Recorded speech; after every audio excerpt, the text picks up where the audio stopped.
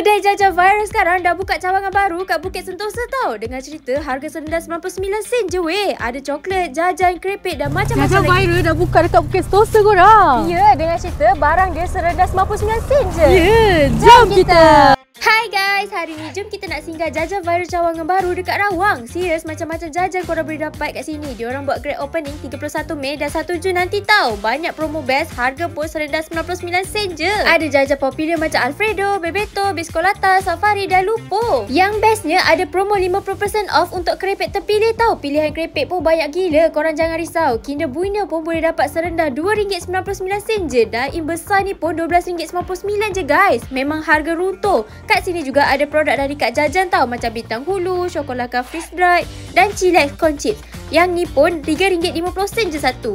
Nak coklat, dekat section sweet buffet ni ada macam-macam pilihan. Siap 30% off lagi. Russian Sour Candy yang viral ni pun ada tau. Memang rugi kalau korang tak datang. Pilihan coklat ni banyak sangat-sangat. Ambil lah berapa banyak pun korang nak. Paling favourite coklat Cadbury ni ha. Dah lah tengah harga runtuh. Chillax ni pun ada banyak flavour korang boleh pilih tau.